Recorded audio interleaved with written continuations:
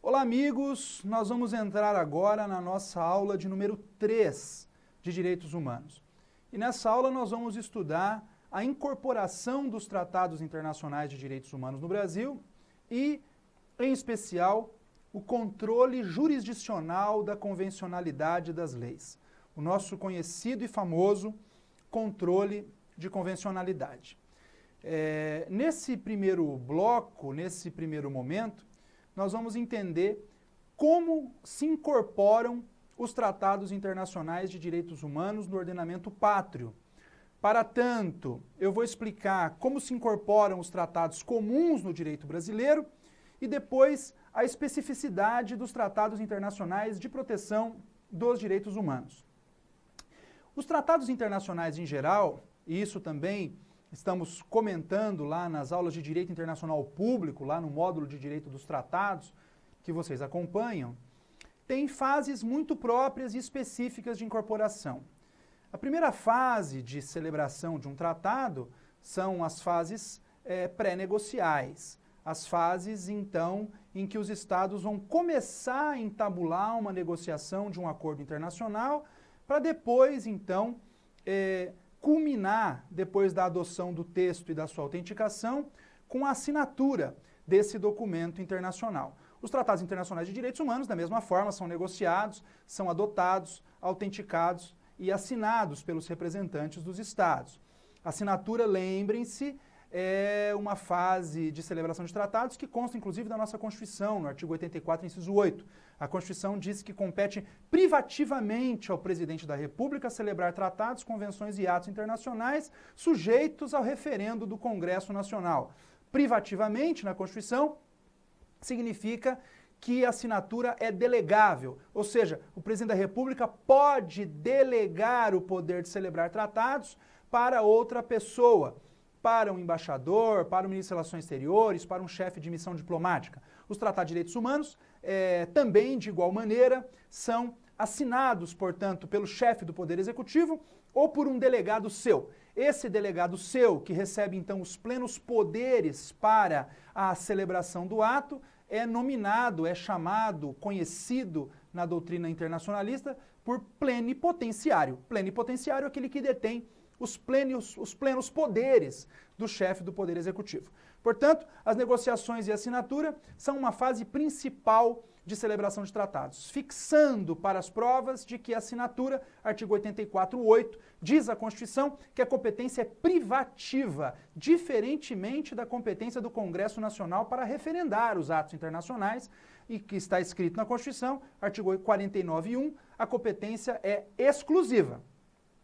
Compete exclusivamente ao Congresso decidir definitivamente sobre tratados, acordos ou atos que acarretem encargos ou compromissos gravosos ao patrimônio nacional. Competência do Congresso para referendar os tratados assinados pelo chefe do Poder Executivo, exclusiva.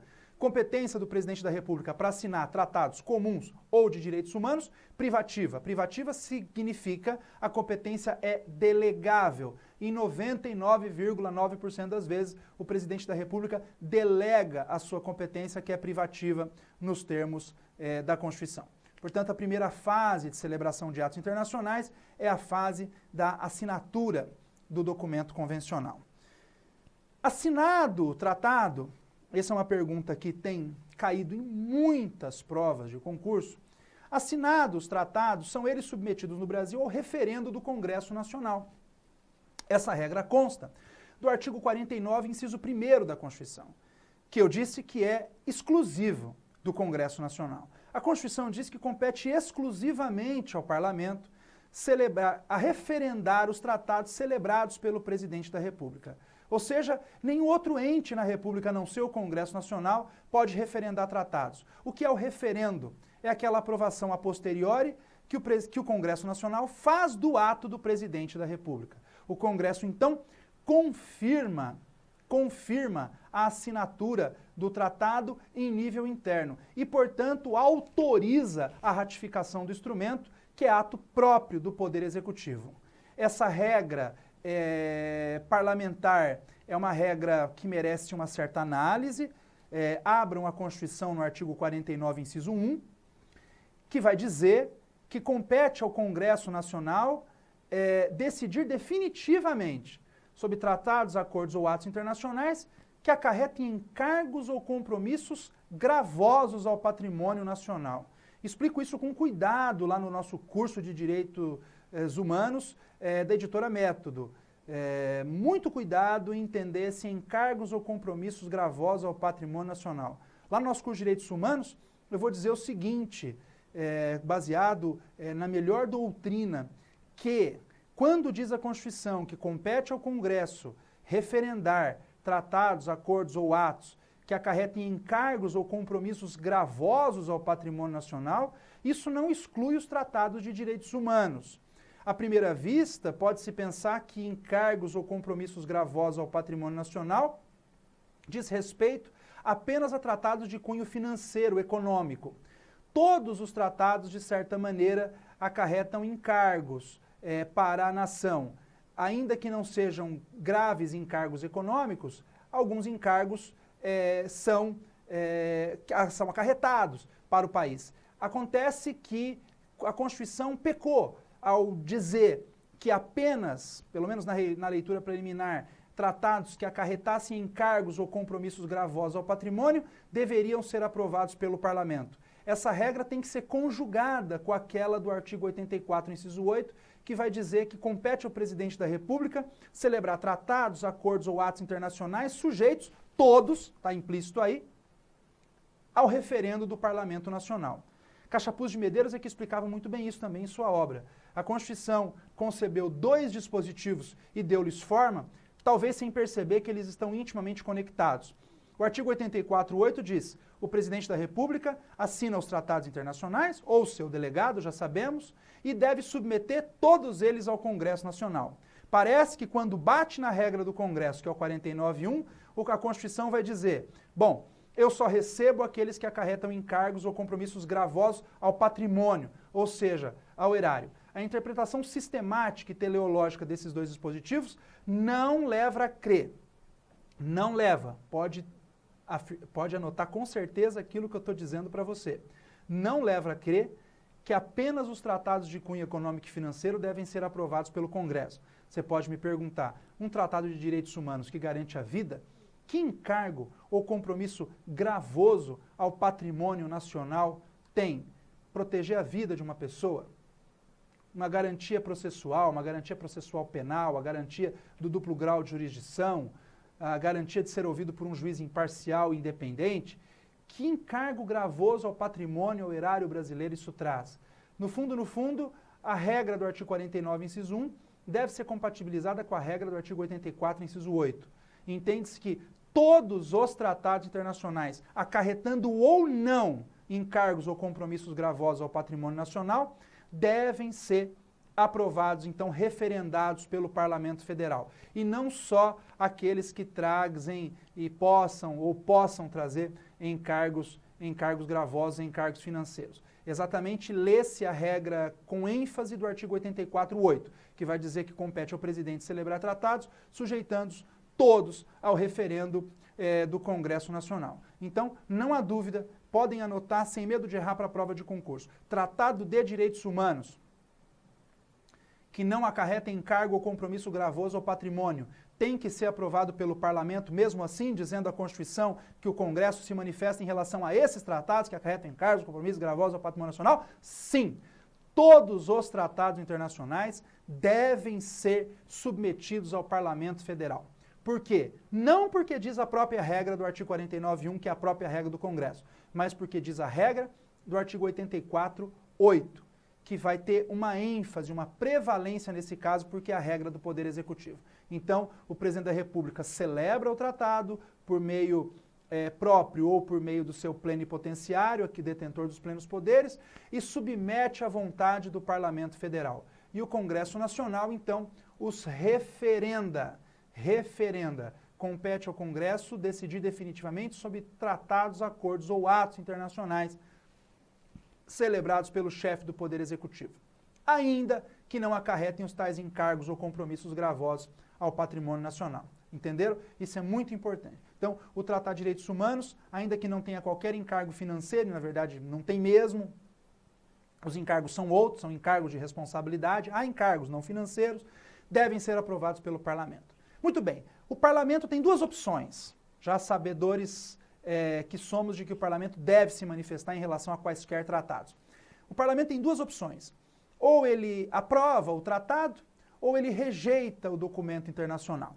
Se ele aprova o tratado internacional, o que ele faz é dar carta branca ao presidente da República para que possa ratificá-lo, para que possa terminar a fase da expressão do consentimento, ratificando o compromisso internacional. E vai caber, então, discricionariamente ao presidente da República ver se tem um ambiente favorável, se é conveniente e oportuno para o país que esse tratado seja ratificado. Pode o Congresso Nacional também rejeitar o tratado. Se o Congresso rejeita o tratado, ele envia uma mensagem ao chefe do Poder Executivo e o chefe do Poder Executivo não poderá, portanto, ratificá-lo. Não poderá ratificá-lo. E se o fizer, isso é chamado de ratificação imperfeita ou inconstitucionalidade extrínseca. Se ratifica um tratado não aprovado pelo Parlamento, inclusive isso pode incidir lá em uma das regras do artigo 85 da Constituição, o famoso impeachment, o crime de responsabilidade. Diz a Constituição, é crime de responsabilidade, inciso 2, né, desse dispositivo, os atos do presidente da República que atentem contra a Constituição, especialmente contra o livre exercício do poder legislativo. É o caso. O Poder Legislativo diz que não pode ratificar porque o povo brasileiro não quer esse documento internacional e o presidente da República, portanto, o ratifica e descumprindo, então, a vontade do Parlamento, isso daria também crime de responsabilidade no Brasil. Se o Congresso aprova o documento internacional, fica a critério do presidente da República ratificar ou não. Imaginemos, então, claro que o Congresso aprovou o documento internacional, portanto, referendou aquela assinatura presidencial e autoriza o chefe do Poder Executivo a sua ratificação. O que é a ratificação do Tratado Internacional? Ratificação é o ato definitivo. Ratificação é o aceite definitivo. Se a assinatura era um aceite precário, a ratificação agora é um aceite definitivo. Ela mostra definitivamente a vontade do Estado em engajar-se nesse tratado internacional. E, portanto, a partir daí, o tratado ratificado, ele tem todas as características da ratificação e uma delas a irrevogabilidade. A ratificação é irrevogável, não dá para desratificar o tratado internacional. Só poderá o Estado se desligar daquele documento internacional pelo ato próprio da denúncia, que é o meio técnico de se desengajar, de o Estado se retirar de um tratado internacional ratificado. Ratificado o texto, o Brasil, então, é parte num documento internacional. Cuidado com a expressão. Até a ratificação, o Estado é signatário. Vocês devem ver até em livros, está errado isso aí. Muitos livros dizem de maneira equivocada que o Brasil é signatário da Convenção Americana sobre Direitos Humanos, por exemplo, Pacto São José. Olha, o Brasil foi signatário até 92, depois de 92 ele já é parte. Signatário significa, eu assinei, signatário. Depois que eu ratifiquei, tem uma filigrana, uma espécie de terminologia aqui, tem uma precisão terminológica fina que vem lá da Convenção de Viena sobre Direitos Tratados. Eu sou parte. Então, a partir da ratificação, o Estado é parte nesse documento internacional. E lembram-se que do que diz o artigo 5º, parágrafo 2º, que também nós vamos ver, e isso já foi comentado em outros momentos, os direitos e garantias expressos na Constituição não excluem outros decorrentes do regime e dos princípios por ela, Constituição, adotados, ou dos tratados internacionais em que a República Federativa do Brasil seja parte.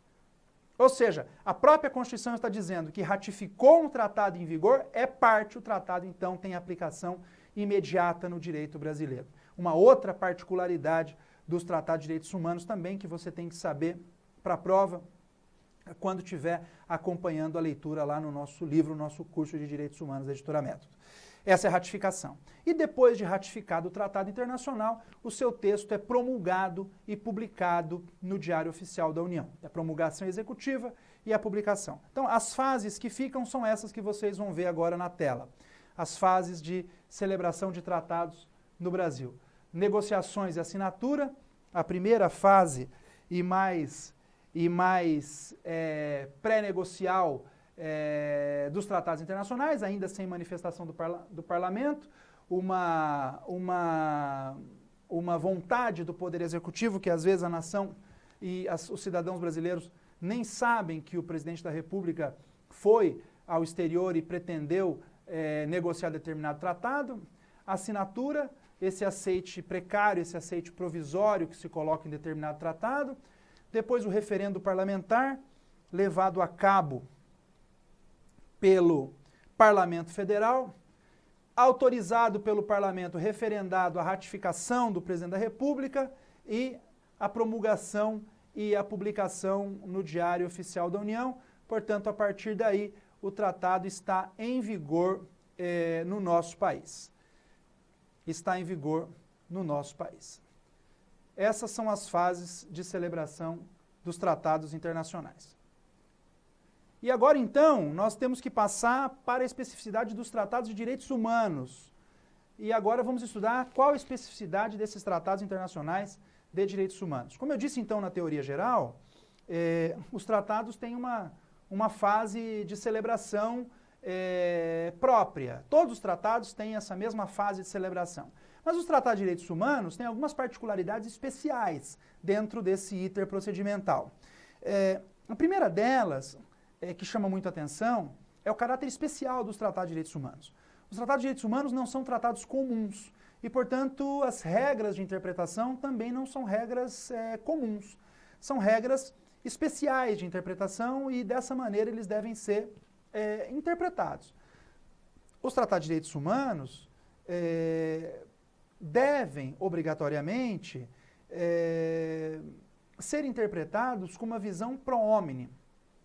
Significa, os tratados de direitos humanos devem ser interpretados em conjunto com a legislação interna, sempre naquele ponto, sempre naquilo que forem mais benéficos às pessoas, mais benéficos aos cidadãos.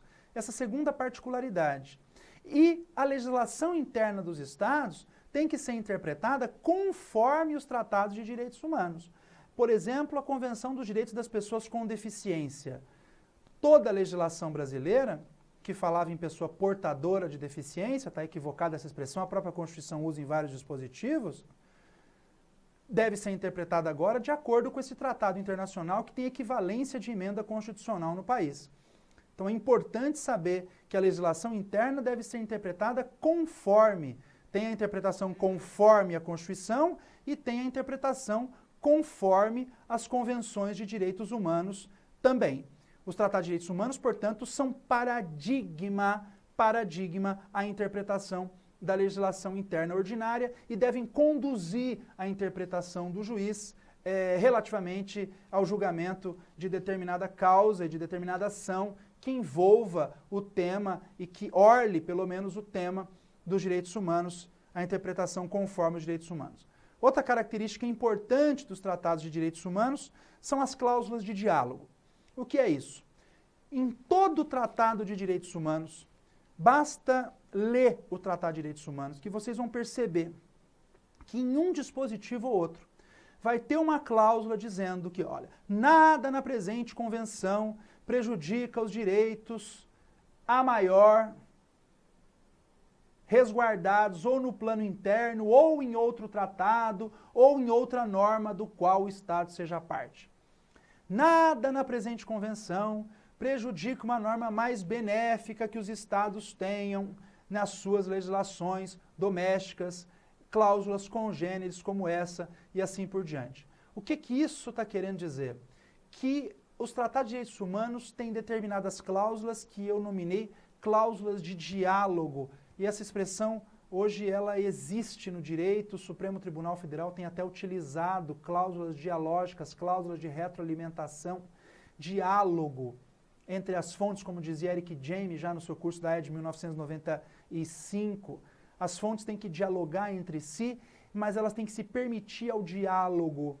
O Tratado de Direitos Humanos diz que, olha, se tiver uma lei interna mais benéfica, aplique a lei interna mais benéfica e deixe o texto do Tratado de Direitos Humanos. Isso é uma cláusula dialógica, isso é uma cláusula de retroalimentação, isso é uma cláusula de diálogo. Por exemplo, na Convenção Americana, está lá no artigo 29, letra C. As convenções do OIT têm cláusula de diálogo, Pacto Internacional de Direitos Civis e Políticos, Pacto Internacional de Direitos Econômicos, Sociais e Culturais.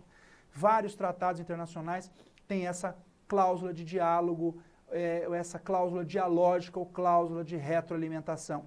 E a nossa Constituição também tem, porque vai dizer no artigo 4º, inciso 2, que é princípio da República Federativa do Brasil a prevalência dos direitos humanos. Ou seja, a Constituição, quando diz que a República Federativa do Brasil, artigo 4º, rege-se pelos seguintes princípios, e no inciso 2, coloca a prevalência dos direitos humanos, no fundo, o que ela está dizendo é que ela permite esse diálogo, essa viva interação entre o tratado internacional e a legislação doméstica para verificar o que é melhor a pessoa, e o resultado desse diálogo é exatamente o princípio internacional pro homine. O pro homine é que vai resolver esse diálogo e vai responder para o juiz qual a melhor fonte a ser aplicada, a lei mais favorável, a norma mais protetora no caso concreto.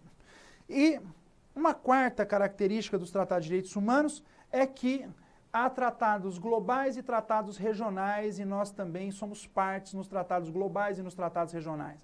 Há tratados do plano global, tratados do sistema da ONU, chamados tratados onusianos, e tratados do sistema regional interamericano,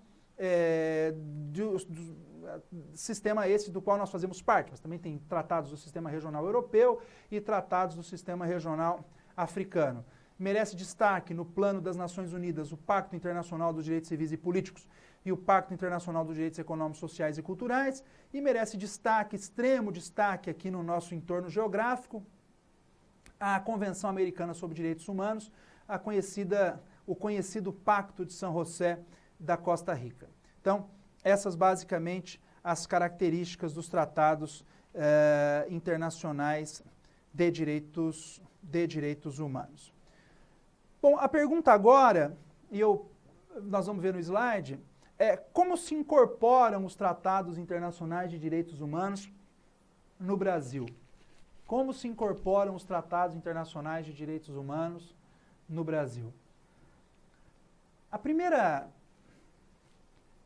Primeiro ponto a ser destacado é essa necessidade de ratificação, e tem aí uma crítica à doutrina tributarista. O que significa isso? Significa que os tratados de direitos humanos devem ser ratificados. Os tratados de direitos humanos devem ser ratificados. Isso significa que não há falar-se que os tratados de direitos humanos têm a sua ratificação dispensada. Algumas pessoas no Brasil, alguns constitucionalistas no Brasil já disseram isso. E disseram assim, olha, a partir do momento que a Constituição, lá no artigo 5º, parágrafo 3º, diz que se o tratado for aprovado por 3/5 dos votos dos membros de cada casa do Congresso, serão equivalentes?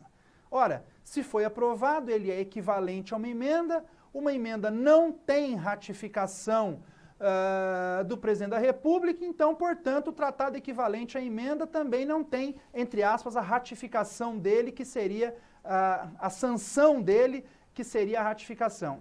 Né? Olha o equívoco que certa doutrina faz, especialmente muita doutrina tributarista antiga dizia isso. Olha, se o Congresso aprovou, se o presidente da República assinou o tratado e o Congresso aprovou, já tem 2 manifestações, não precisa de ratificação. Meu Deus do céu! E alguns autores constitucionalistas mais atualmente, com base já depois da reforma do Judiciário, emenda 45 de 2004, que acrescentou o parágrafo 3º no artigo 5º da Constituição, vieram e disseram, alguns poucos autores pelo menos, mas ainda bem, mas disseram isso em obras. Olha, se não tem sanção de emenda constitucional, se na verdade o tratado tem equivalência à emenda, também não tem a sanção do tratado. A sanção seria a ratificação. É evidente que isso é um absurdo. Eu não posso dizer que tem um tratado em vigor no plano interno sem o tratado sequer estar em vigor no plano internacional. E para o vigor internacional dos tratados depende da ratificação dos Estados. Tem tratados que têm quórum para ratificação. O Estatuto de Roma do Tribunal Penal Internacional, por exemplo, exigia o quórum de várias ratificações para entrada em vigor. Imagine que o Brasil foi o primeiro a assinar, o primeiro a referendar internamente, o primeiro a ratificar, promulgar e publicar. São 60 ratificações para entrada em vigor, faltam 59. Eu já tenho um tratado em vigor no Brasil? Pelo amor de Deus, claro que não. Então, os tratados de direitos humanos podem anotar, sem medo de errar para as provas, que isso é muito cobrado. Não tem dispensada a sua ratificação. Os tratados de direitos humanos não têm dispensada a sua ratificação. Não se dispensa a ratificação dos tratados de direitos humanos. Devem ser ratificados. Agora, a partir do momento em que estão ratificados, que foram ratificados, eles têm aplicabilidade imediata no direito brasileiro. Por quê? O artigo 5º, parágrafo 1º, vai dizer assim: os direitos e garantias expressos na Constituição têm aplicação imediata.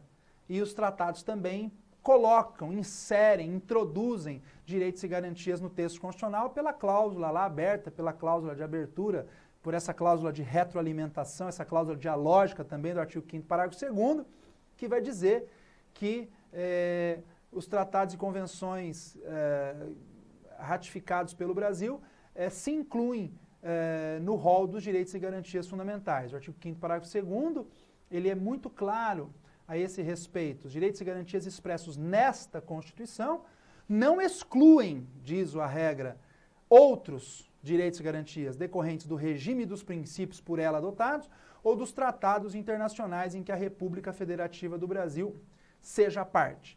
Portanto, a partir da sua ratificação, os tratados têm aplicação imediata. O que significa isso na prática? Significa que é dispensada da sistemática de incorporação dos tratados aquele decreto de promulgação presidencial, o que a praxe brasileira tem exigido para os tratados internacionais comuns. O tratado é negociado, assinado, referendado pelo Parlamento, ratificado pelo Presidente da República, só que antes da publicação no Diário Oficial da União, os tratados têm dispensado a sua promulgação executiva. E, eventualmente, sua não publicação no Diário não prejudica em nada, porque o tratado ratificado já foi depositado internacionalmente e se o juiz tiver conhecimento de que o Brasil já ratificou esse tratado em vigor, nós somos parte no tratado e, portanto, pela regra constitucional, independente, olha o que eu estou dizendo, independente de publicação interna, mesmo porque já estão públicos no Diário do Congresso Nacional. E eu sempre brinco que não tem muita diferença do Diário Oficial da União e o Diário do Congresso. Tem uma semelhança que os dois não são lidos por ninguém, né?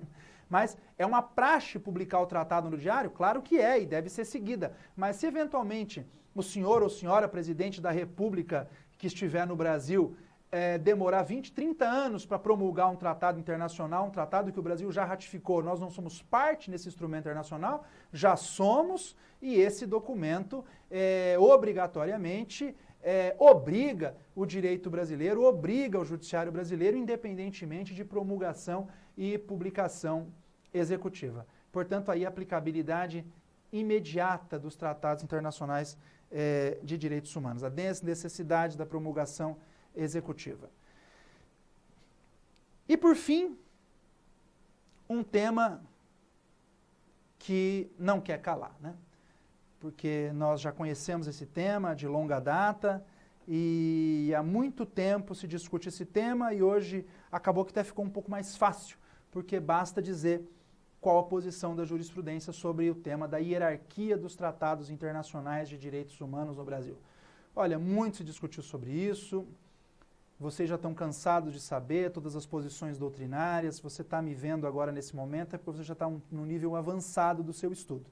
E você já conheceu, já sabe que o Supremo Tribunal Federal, desde a década de 70, entendia que os tratados de direitos humanos tinham nível apenas de lei ordinária. A partir da emenda 45 de 2004, lá se vão vários anos, desde 2004, o Supremo começou a entender que os tratados de direitos humanos tinham um nível supralegal, mas a doutrina dos direitos humanos, inclusive muitos doutrinadores até do direito constitucional, concordando conosco, começaram a entender que os tratados de direitos humanos deveriam guardar nível constitucional no Brasil e isso chegou no recurso extraordinário 466343 de São Paulo, de dezembro de 2008, também vários anos isso já foi julgado, e que duas correntes se firmaram naquele recurso extraordinário, a corrente do ministro Celso de Mello e a corrente do ministro Gilmar Mendes.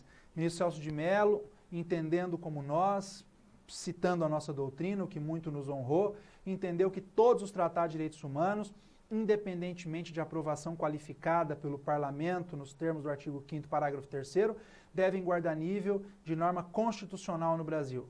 Pelo próprio parágrafo 2º do artigo 5º, seriam materialmente constitucionais.